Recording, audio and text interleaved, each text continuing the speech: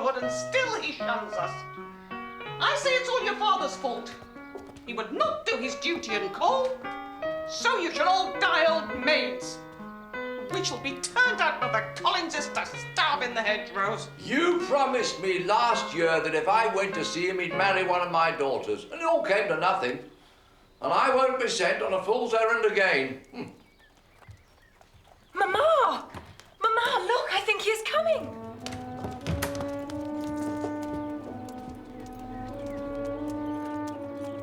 Is it really him? I believe it must be. He has come, Jane. He has come at last. Run and put on your blue gown. No, no, stay where you are. Who's that with him? Oh, Lord, I don't know, dear. Some acquaintance, I suppose. It looks like that man who used to be with him before. Mr... Oh, what's his name? You know, that tall, proud one. Mr. Darcy. I believe it is. Well, any friend of Mr. Bingley's will always be welcome here, to be sure. But else I must say that I hate the sight of him.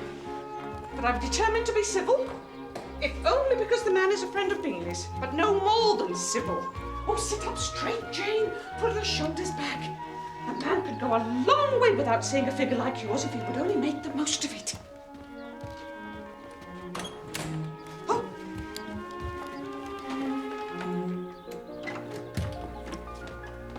Mr. Bingley and Mr. Darcy, ma'am.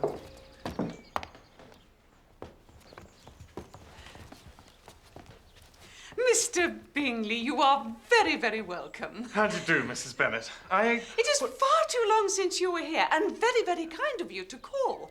Mr. Bennet, of course, would have paid his addresses before this, were it not... Well, here you are. I am delighted. And Mr. Darcy, you are welcome too.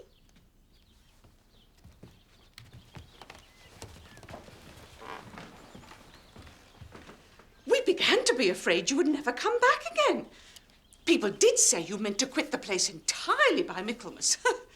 But I hope, however, that is not true. Ring the bell for tea, Kitty. A great many changes have taken place since you went away. Miss Lucas is married and settled, and one of my own daughters. I expect you've heard of it. Indeed, you must have read it in the papers. Yes, indeed. Though it was not put in properly. It only said, lately, George Wickham Esquire to Miss Lydia Bennet, without a syllable said about who her father was or where she lived or anything. And now they are gone to Newcastle, and there they are to stay. I don't know how long. I expect you've heard he's gone into the regulars. Well, thank heaven he has some friends, though perhaps not as many as he deserves. Do you mean to stay long in the neighbourhood on this visit? Our plans are not yet firmly settled, but I hope we shall stay some weeks. I hope very much we shall stay a few weeks. At the very least. Well, when you have killed all your own birds, Mr. Bingley, I beg you would come here and shoot as many as you please on Mr. Bennet's manor. I'm sure he will be vastly happy to oblige you. I suppose you may bring your friends, if you will.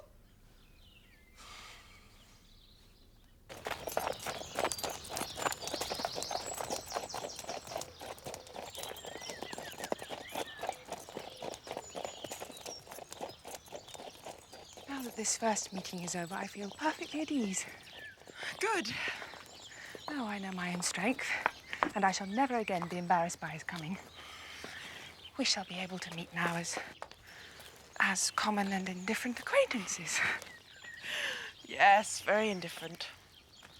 Jane, take care. Don't think me to be in any danger now, Lizzie. I think you are in very great danger of making him as much in love with you as ever.